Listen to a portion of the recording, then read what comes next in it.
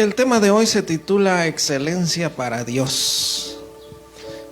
Como cristianos, también ahora necesitamos una excelencia. Debemos de ser gente de excelencia para Dios. ¿Qué nos dio el Señor? Nos dio todo. Nos dio su vida, derramó su sangre preciosa hasta la última gota. Dio todo por nosotros. Ahora quiere que como cristianos lo demos todo, demos lo mejor. Es por eso que una vida de excelencia para nuestro Dios es lo que necesitamos. Cuando comenzamos nuestra vida cristiana es como un recién nacido, un bebé espiritual, así se le dice, que necesita la leche espiritual, que es la palabra de Dios, para comenzar a alimentarse. La palabra de Dios es alimento para nuestro espíritu. Es la que nos va a dar fortaleza, transformación, renovación también, ya que nosotros somos renacidos, no de simiente corruptible, sino incorruptible por la palabra de Dios que vive y permanece para siempre. Y así comienza nuestra vida, y seguramente con muchas caídas a veces, y a levantarnos otra vez, como cuando un niño comienza a caminar. Pero al pasar el tiempo tiene que el cristiano irse fortaleciendo, ir camino hacia la madurez. En esa madurez es necesaria una vida de excelencia a Dios. Aquí en primera de Juan 2:17 dice: y el mundo pasa y sus deseos, pero el que hace la voluntad de Dios permanece para siempre. El mundo pasa, claro que sí, con todo y sus deseos. ¿Cuáles son los deseos del mundo? Deseos contrarios a la voluntad de Dios. Deseos de odiar, deseos del pecado. Esos son los deseos del mundo. Deseos de solamente vanidad, riquezas, llenar su vida de tantas cosas que de corta duración. Y todo lo que encontramos en el mundo, y nuestra vida como era antes en el mundo, estaba amoldeada de una manera que era solamente obediencia. Desobediencia. Y dice la palabra que la ira de Dios estaba sobre nosotros, sobre los hijos de desobediencia. La ira de Dios está sobre los hijos de desobediencia. Y aunque no lo sabíamos nosotros, pues íbamos camino hacia una eternidad separados de Dios, hacia el fuego. Entonces ahora debemos de ser entendidos y sabios. La palabra de Dios nos da esa sabiduría. Ahorita que leíamos que la palabra de Dios es útil para enseñar, para redarguir, es decir, poner nuevos argumentos. Ese significa redarguir. Quitar nuestros argumentos y ponerlos de Dios, porque ¿cuántos argumentos teníamos nosotros, no? Yo soy bueno, yo me voy a ir al cielo. Esos eran nuestros argumentos, pero ahora los argumentos de Dios dice que por cuanto todos pecaron están destituidos de la gloria de Dios, o sea, fuera. Y no lo sabíamos. Pero el mundo pasa y sus deseos, todo deseo que hemos tenido, que es perverso, que es malo, todo eso pasará. Por eso debemos de concentrarnos ahora en lo que de verdad importa. Seamos entendidos y pongamos más diligencia a lo que en verdad vale la pena. Como nos dice la palabra, ¿no? Que debemos de estar ocupados en nuestra salvación con temor y temblor. Que debemos de estar nosotros en obediencia a Dios, Y esto va a traer consigo la excelencia de un cristiano, un hijo de Dios. En la Biblia hay muchos ejemplos acerca de lo que es vivir como el mundo quiere. El mundo pasa y sus deseos. En Lucas 16, versículo 19 en adelante, está la historia de dos hombres, un rico y un mendigo. El mendigo pues estaba tirado ahí a la puerta de la casa del rico y quería comer las migajas que cayeran de la mesa del rico, imagínense. Pero déjenme leerles un poquito el versículo 19. Dice: había un hombre rico que se vestía de púrpura y de lino fino, y hacía cada día banquete con esplendidez. Amados hermanos, esto es lo que busca y persigue el mundo. Esto es lo que toda la gente quiere. Una vida así. Vestirse, andar bien vestido, bien elegante, traer el auto último modelo y no descansar, no, es decir, nada más vivir una vida de descanso. Este hombre rico se vestía de púrpura y lino fino, eso era lo máximo en aquel tiempo. Solamente los reyes vestían así. Hacía cada día banquete con esplendidez, porque era tan rico que podía darse este lujo. Y estos son los deseos del mundo. El mundo pasa y sus deseos, pero el que hace la voluntad de Dios permanece para siempre. Sabemos que llegó el momento de su muerte de este hombre. Después de vivir una vida así, un día entendió. En el versículo 27, donde estamos, él estaba envuelto en una llama, dice, en tormentos. Y alzando sus ojos vio al padre Abraham y al mendigo llamado Lázaro, que estaba con Abraham ahí. Y fíjense lo que le dice en el versículo 27. Entonces le dijo: te ruego pues, padre, que le envíes a la casa de mi padre, porque tengo 5 hermanos, para que les testifique, a fin de que no vengan ellos también a este lugar de tormento. Vemos que toda su vida, ¿cuándo se preocupó por el infierno? Nunca. Y así está el mundo, ¿no? Este es el mundo y sus deseos. Tratando de llenar su vida de otras cosas, pero no que quieren tomar en cuenta a Dios.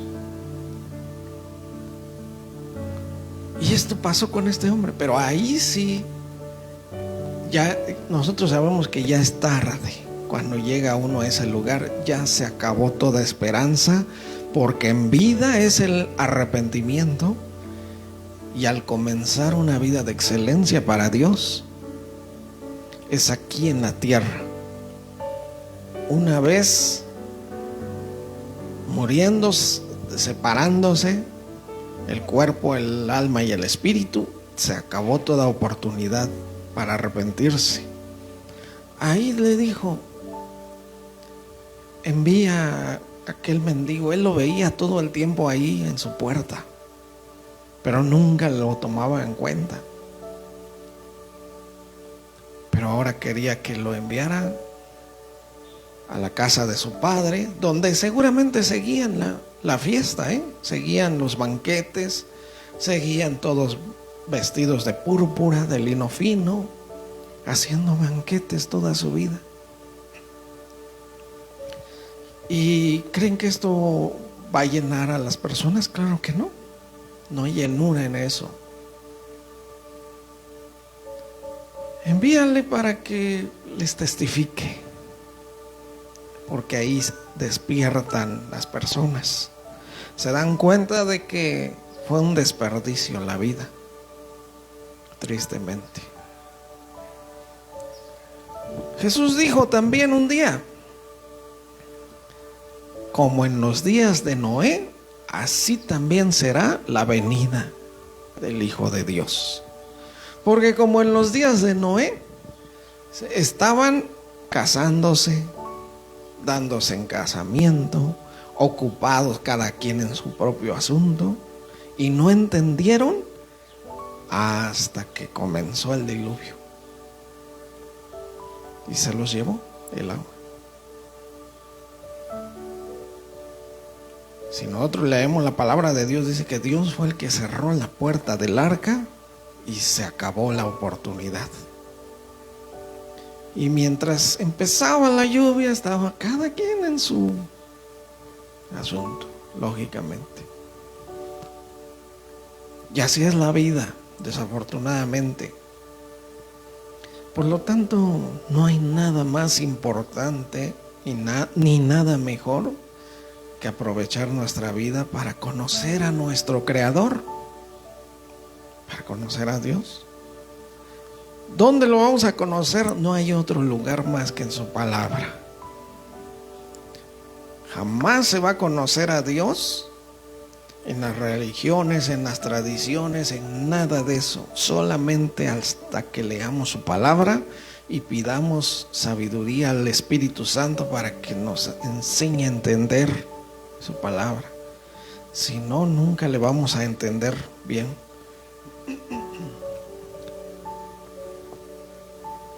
Y esto pasa como ese hombre cuando ya estaba muerto, ¿no? Pero ahorita en la tierra, escuchen este versículo. Ahorita, estando en la tierra, sabemos, ¿qué es lo que sí sabemos nosotros los cristianos? La importancia de la santidad y la integridad. Eso es de lo primero que nos enseña la palabra de Dios. Ahora hemos venido a ser hijos de Dios, pues ahora una vida de santidad importa y mucho. Vamos a buscar el Salmo 16, versículo 3.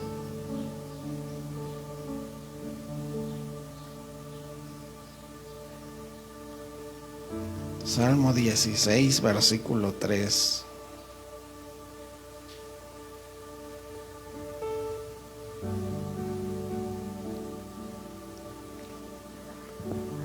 Aquí en la tierra, santidad, integridad, es lo que nos toca para llevar una vida de excelencia para Dios.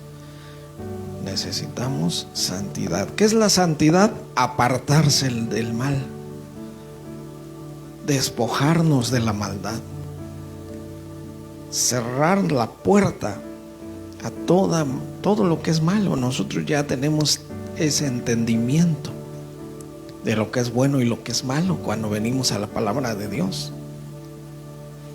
Dice el Salmo 16:3: para los santos que están en la tierra y para los íntegros es toda mi complacencia, dice el Señor. Es que nosotros aquí en la tierra, los santos e íntegros, esos son gente de excelencia para Dios. Esos son cristianos verdaderos, con una vida. ¿Recuerdan ustedes cuando Dios habló en los cielos, se oyó su voz y dijo: este es mi Hijo amado, en quien tengo complacencia?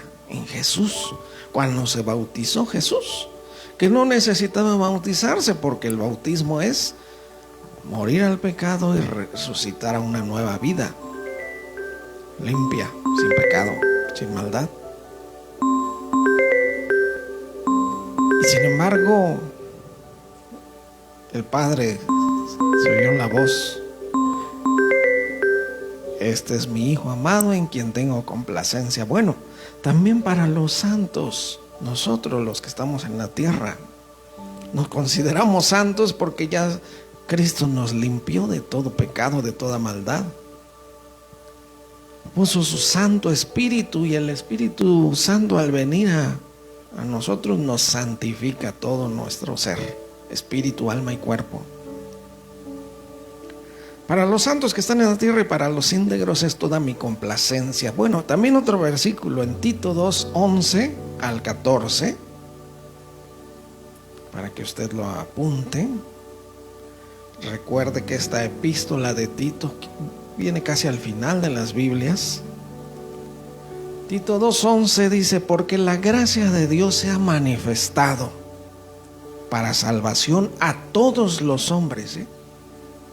La gracia de Dios se ha manifestado para salvación a todos los hombres, dice el versículo 12, enseñándonos que, renunciando a la impiedad y a los deseos mundanos, vivamos en este siglo sobria, justa y piadosamente. La gracia de Dios se manifiesta para salvación a todos los hombres y nos enseña, enseñándonos que renunciando a la impiedad, a los deseos mundanos, recuerden el primer versículo que leímos, el mundo pasa y sus deseos, los deseos mundanos, o el mundo y sus deseos, ¿verdad? El mundo pasa y sus deseos, pero el que hace la voluntad de Dios permanece para siempre.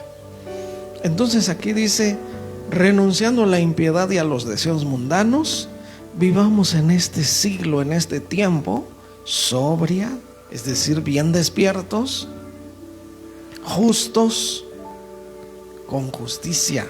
¿Cómo aprendemos justicia? Ahorita lo leíamos, ¿no? La palabra de Dios nos es útil para enseñar, para redarguir, para corregir, para instruir en justicia, a fin de que el hombre de Dios sea perfecto y enteramente preparado. Imagínense, por eso es la excelencia para Dios, a fin de que el hombre de Dios sea perfecto y enteramente preparado para toda buena obra.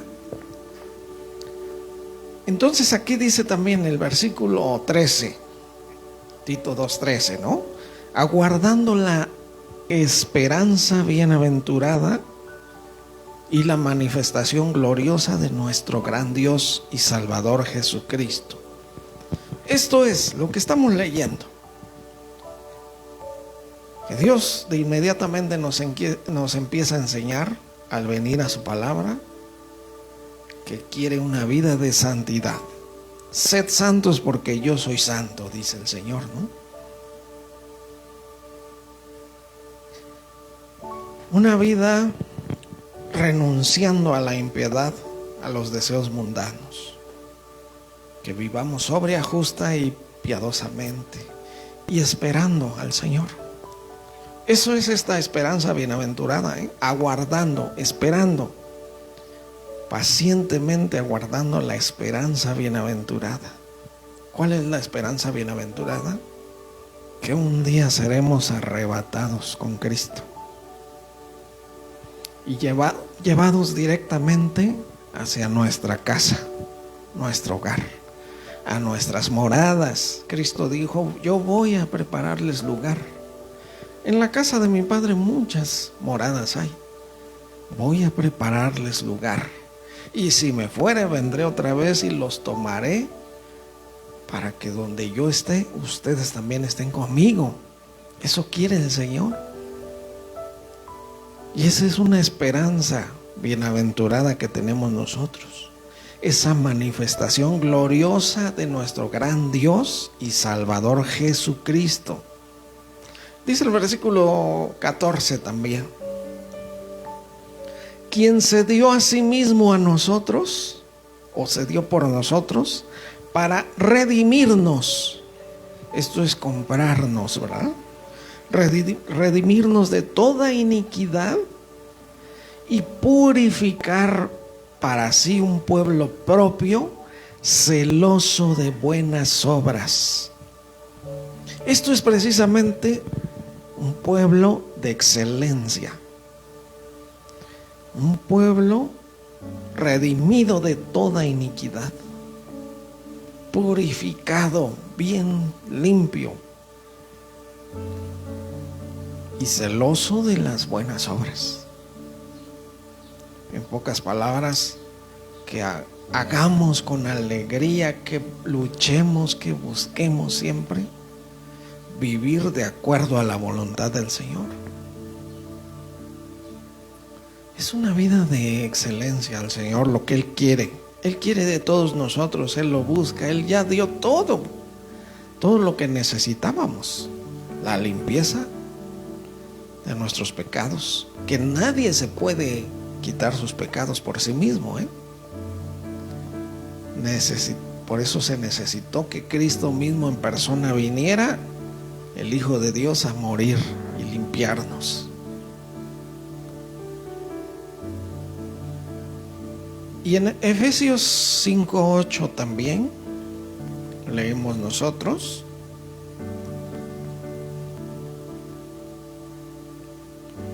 y nos dice, porque en otro tiempo erais tinieblas, mas ahora sois luz en el Señor, anden como hijos de luz. Esto es, nos dice, bueno, esto es excelencia también, andar como hijos de luz. Dice el versículo 15 también, ¿verdad? Efesios 5:15: mirad pues con diligencia cómo andéis. En nuestro español es: fíjate bien cómo andas, hermano. Fíjate con mucha atención, eso es diligencia, con mucho cuidado. Pon tu vida en una lupa, eso es con diligencia, Mirad pues con diligencia cómo andéis, no como necios, sino como sabios. ¿Cómo sería andar como necios? Pues buscando las cosas del mundo, ¿no? Siguiendo con los deseos del mundo. El mundo pasa y sus deseos, pero el que hace la voluntad de Dios permanece para siempre. Entonces, que miremos con diligencia cómo andamos. Andar como sabios es luchando por la santidad, por la integridad, por la excelencia a Dios. Andar como sabios es obedeciendo la palabra de Dios. Es no dejando de congregarnos, como algunos tienen por costumbre, hasta dice así la palabra, ¿verdad? Eso es aprovechar bien el tiempo. Miren, el versículo 10 siguiente, que es el 16, decíamos con diligencia, no como necios, sino como sabios. Dice el versículo 16, aprovechando bien el tiempo, porque los días son malos. De por sí, los días son malos. Miren, bueno, todavía seguimos en una pandemia, ¿verdad? Todavía sigue la lucha cada día más fuerte para la iglesia del Señor. Por eso aprovechemos bien el tiempo. ¿Cómo vivía este hombre? ¿Ustedes creen que aprovechaba bien el tiempo? Viviendo en puros banquetes con esplendidez, vistiéndose de lino fino.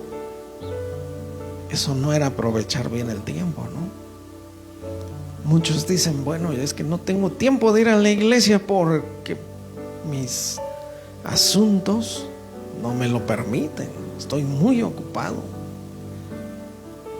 Y vemos que eso es andar como necio.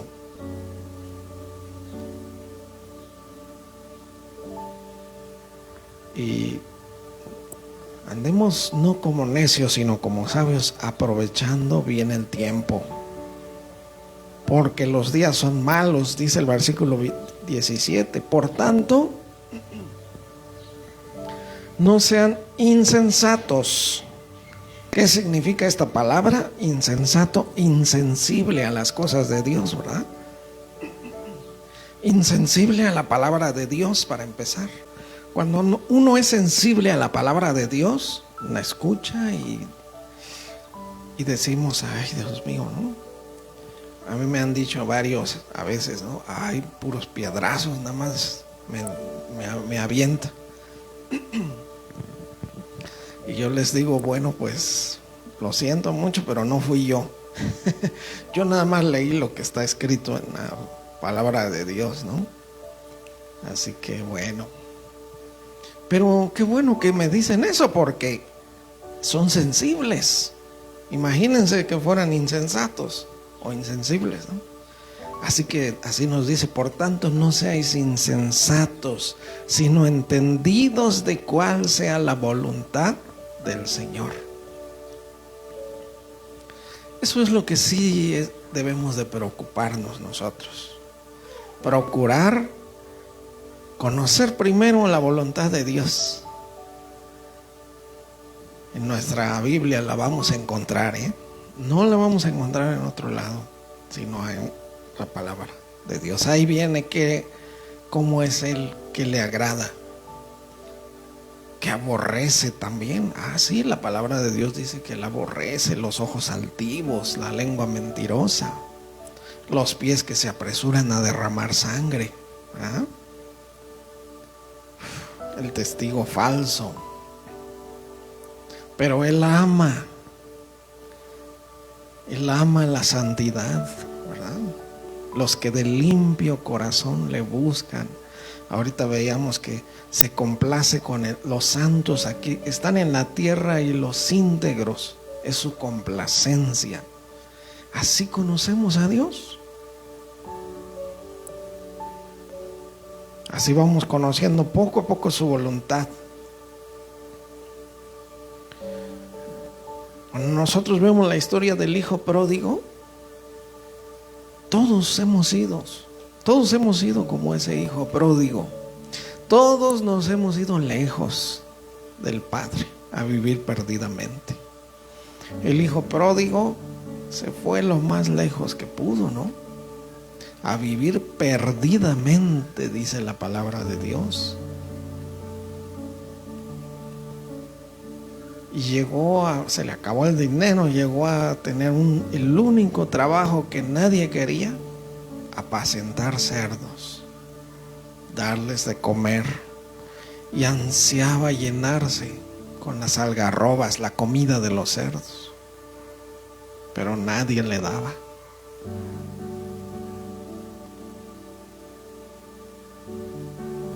Lleno de sociedad, viviendo perdidamente,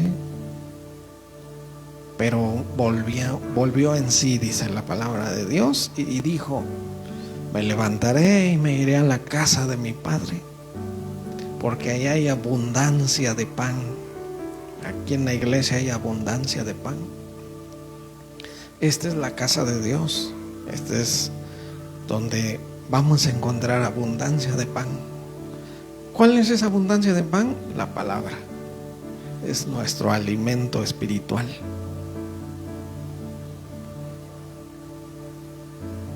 Cuando venimos al Padre, todo cambia. Nos limpia nuevamente el Señor, ¿no?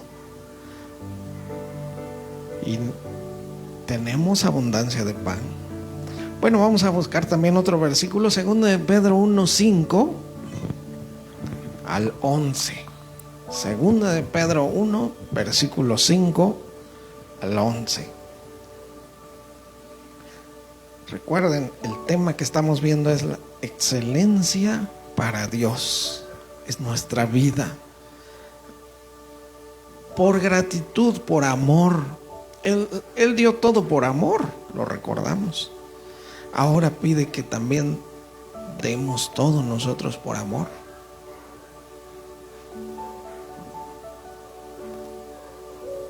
Muy bien. Segunda de Pedro 1:5.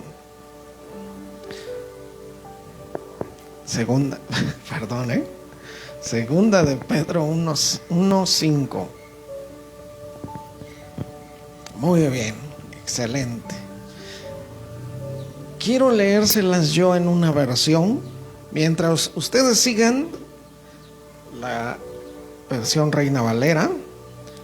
Yo voy a leerles la versión, la Nueva Traducción Viviente. ustedes lean segunda de Pedro 1:5 y vayan conmigo. Yo voy a leerles la Nueva Traducción Viviente.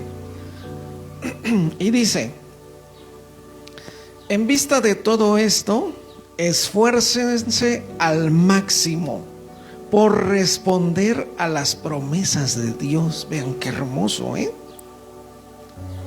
responder a las promesas de Dios. Cuántas hermosas promesas y cuántas bendiciones nos da Él. Aquí dice: ustedes también poniendo toda diligencia.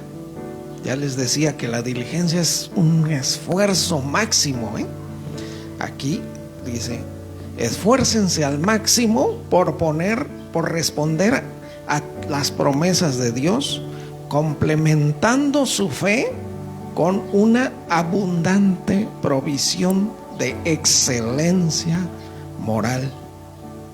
Y ahí le llama virtud a esto, ¿verdad? ¿Qué es una virtud? Es algo digno de admirarse. En esta versión dice una provisión de excelencia moral. A la excelencia moral, con conocimiento, ir agregando, porque debemos de llegar a la excelencia para Dios. Debemos de añadir nosotros, ir añadiendo, no quitando, no restando, ¿no? Añadid, dice acá, a vuestra fe virtud. Aquí lo traduce como excelencia moral, una persona excelente. Y después conocimiento, versículo 6. Y al conocimiento, control propio, que aquí dice dominio propio. El dominio propio es el control que tenemos nosotros. Saber dominar nuestra ira, por ejemplo, nuestro enojo, saberlo dominar. Saber dominar nuestros deseos perversos, malos, saberlos controlar y apagarlos. Eso Dios nos lo da, con su Santo Espíritu. Dice que no recibimos nosotros espíritu de cobardía, sino de poder, de amor y dominio propio. Ya nos dio las armas Dios para ese dominio propio, control propio. Y luego dice al control propio, perseverancia. A la perseverancia, sumisión a Dios. Así dice este versículo. Dice el versículo 7. A la sumisión a Dios, afecto fraternal. Afecto entre hermanos. Y al afecto fraternal, amor por todos. Porque el amor es lo máximo. Cuando aprendemos a amar, tanto de que incluso podemos perdonar, como Cristo nos enseñó, amen a sus enemigos, oren por los que los persiguen y ultrajan. Imagínense, bendigan a los que los maldicen. Eso no se puede hacer fácilmente. Se necesita ir añadiendo todo esto hasta llegar al perfecto amor, que así sí vamos a poder perdonar. Incluso vamos a amar y dar nuestra vida. ¿Qué es dar nuestra vida? Es realmente una preocupación por las almas que andan extraviadas, perdidas. Es que ahora en nosotros haya ese anhelo de llevar el evangelio también. Porque cuando llegamos a amar así, nos preocupamos también de esa manera. Dice el versículo 8 también. Sigo leyendo en esta Nueva Traducción Viviente. Cuanto más crezcan de esta manera, más productivos y útiles serán en el conocimiento de nuestro Señor Jesucristo. Fíjense qué hermoso lo dice. Aquí dice, Si estas cosas abundan en ustedes, no los dejarán estar ociosos y sin fruto.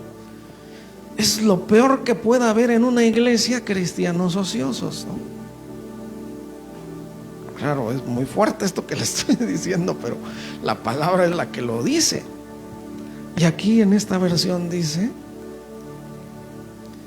cuanto más crezcan de esta manera, más productivos y útiles serán en el conocimiento de nuestro Señor Jesucristo. Y dice el versículo 9, esto es lo triste también: pero los que no llegan a desarrollarse de esta forma son cortos de vista o ciegos. Está hablando de ceguera espiritual, ¿no? Los que no llegan a desarrollarse, es decir, ir añadiendo, como veíamos. Aquí dice: el que no tiene estas cosas tiene la vista muy corta y es ciego. Y aquí dice: los que no llegan a desarrollarse de esta manera, de esta forma, son cortos de vista o ciegos, y olvidan que fueron limpiados de sus pecados pasados. A este punto quería yo llegar, muy especial, que ya el Señor lo hizo todo. Ahora nos corresponde a nosotros una vida de excelencia para Dios, una vida de crecimiento, una vida de lucha, porque la vida cristiana es una guerra completa y constante contra el mundo, contra nosotros mismos, nuestra naturaleza pecaminosa también. Contra eso tenemos lucha, contra el enemigo también, que sigue y sigue queriendo poner tropiezo, sigue poniendo ceguera espiritual en las personas, sigue queriendo arrebatar lo que fue sembrado en sus corazones, ¿no? ¿Recuerdan la parábola del sembrador? Que dice: la que cayó en pedregales, la semilla, vinieron las aves y se la comieron, se la llevaron. Y decía Jesús: así también cuando la palabra llega al corazón, al momento la reciben con gozo, pero el enemigo viene, arrebata lo que fue sembrado en su corazón. Imagínense que lo que puede hacer el enemigo. Y por lo tanto nos dice estos versículos que es un crecimiento constante el que necesitamos tener. Así como un niño que de repente dejara de crecer, ¿a poco no es de preocuparse eso? Y es necesario llevarlo a los médicos. ¿Y qué pasa? ¿Por qué? ¿Qué sucede? Que el niño no crece. Pues hay un problema tal vez en la hipófisis, ¿no? La hormona del crecimiento. Tal vez algo sucede. Así también en los cristianos. Por eso nos decía aquí: cuanto más crezcan de esta manera, más productivos y útiles serán. Y el 9, pero los que no llegan a desarrollarse de esta forma son cortos de vista y ciegos. Y comienzan a olvidar que fueron limpiados de sus pecados pasados. Porque nosotros recordamos que ese era nuestro problema más grande: el cargar siempre con un montón de pecados, el cual no podíamos dejar. Éramos esclavos incluso del pecado, y Cristo vino a limpiarnos, a redimirnos, a salvarnos, quitar todos nuestros pecados y darnos una vida libre. Pero ahora que vayamos creciendo, avanzando hacia la excelencia. Bueno, dice el versículo 10: así que, amados hermanos, esfuércense por comprobar si realmente forman parte de los que Dios ha llamado y elegido. Hagan estas cosas y nunca caerán. Aquí dice Hermanos, por tanto, procurad hacer firme vuestra vocación y elección. Así que, amados hermanos, esfuércense y comprueben bien. Otra vez, autoanalícense, ¿no? Si realmente forman parte de los que Dios ha llamado y elegido. Hagan estas cosas y nunca caerán. Y el versículo 11, vean qué hermoso nos dice: entonces Dios les dará un gran recibimiento en el reino de nuestro Señor y Salvador Jesucristo. O aquí me gusta más todavía, porque de esta manera les será otorgada amplia y generosa entrada en el reino eterno de nuestro Señor y Salvador Jesucristo. Se nos abren las puertas de par en par. Si no somos gente que se ha conformado nada más, ¿no? Sí, somos salvos, sí, somos cristianos, sí, le damos gloria a Dios, pero quedarse ahí, no. El cristiano tiene que llevar una vida hacia la excelencia, hacia la virtud. El Señor Jesús dice: yo vengo pronto y mi galardón conmigo para recompensar a cada uno según su obra. Cristianos de excelencia, podemos poner un ejemplo. Hay muchos, pero quiero poner uno. Daniel 6:3. A Daniel, por ejemplo. Este joven Daniel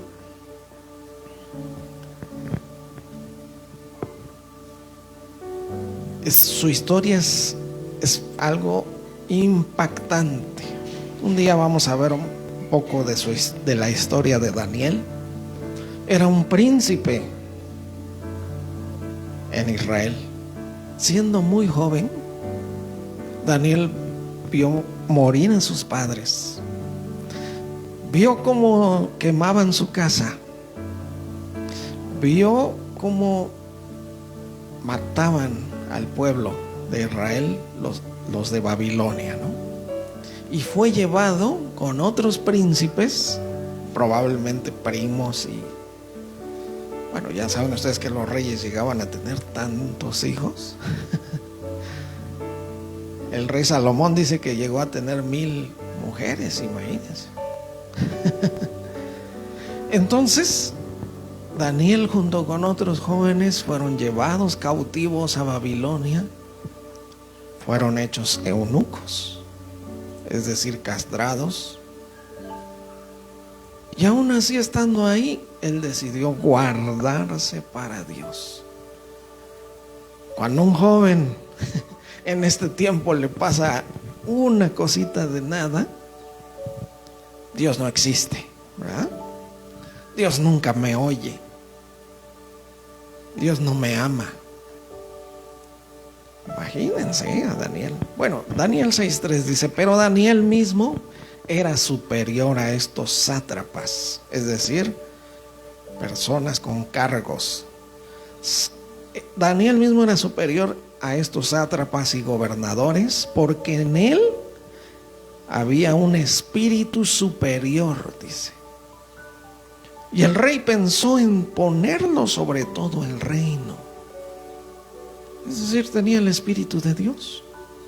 Y dice el versículo 4: entonces los gobernadores y sátrapas buscaban ocasión para acusar a Daniel en lo relacionado al reino, mas no podían hallar ocasión alguna o falta.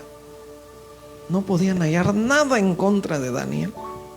Era un joven de excelencia, porque él era fiel y ningún vicio ni falta fue hallado en él. Siervos de excelencia.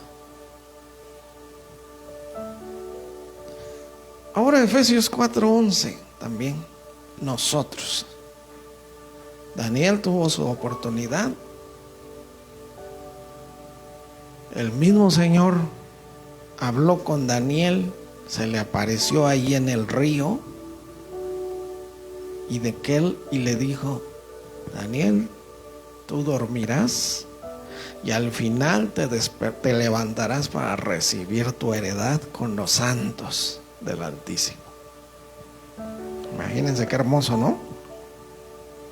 Efesios 4:11 dice: y él mismo constituyó a unos apóstoles, a otros profetas, a otros evangelistas, a otros pastores y maestros, a fin de perfeccionar a los santos.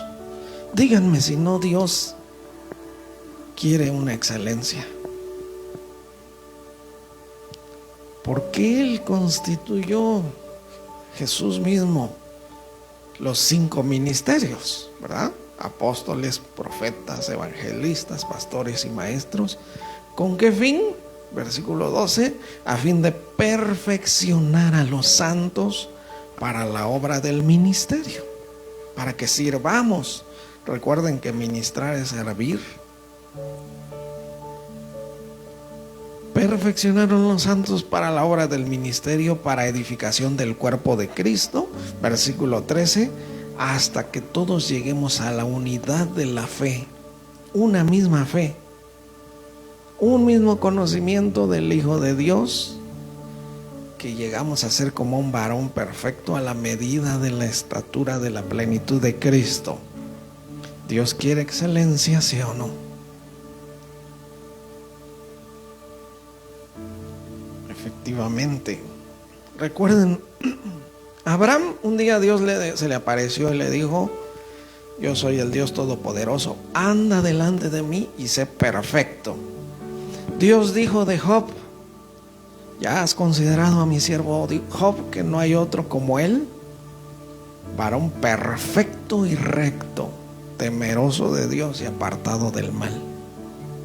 Dios mismo dijo que Job era perfecto y recto. Y a nosotros también nos dice Mateo 5:48, ¿no? Sed pues perfectos como vuestro Padre que está en los cielos es perfecto. ¿Dios quiere excelencia? Sí, sí. No nos conformemos, no nos quedemos abajo, ¿eh?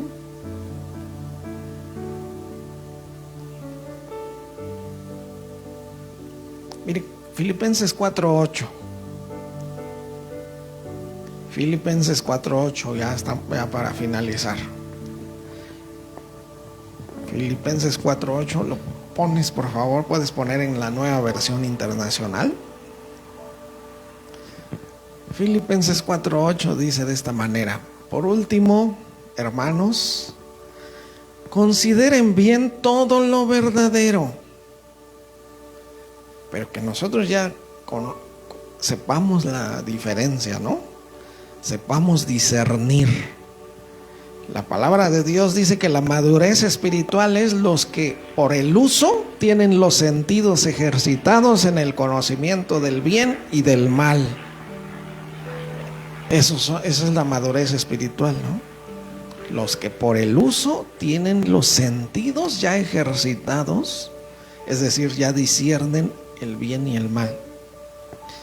Por último, hermanos, consideren bien todo lo verdadero, todo lo respetable, todo lo justo, todo lo puro, todo lo amable, todo lo digno de admiración. En fin, todo lo que sea excelente o merezca elogio. Hacia eso debemos ir nosotros.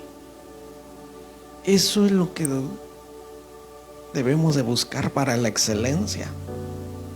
Nuestros actos se ven afectados, lógicamente, por las cosas que nosotros le damos cabida, ¿no? En nuestros pensamientos. Muchas veces pensamos, ¿cómo el enemigo dice que lanza los dardos de fuego? Y el enemigo pone pensamientos. ¿Qué pensamiento le puso a Eva? Come del fruto, no te vas a morir. ¿Ah? Y a nosotros, que nos dice: no te vas a morir, di una mentirita. Ay, no te vas a morir. Puedes hacer esto, puedes ver esto, no te vas a morir, no pasa nada. Esos pensamientos, cuando nosotros lo comenzamos a abrazar, Es decir, les damos cabida a esos pensamientos, porque eso hace el enemigo, pone sus consejos. A lo malo le llama bueno.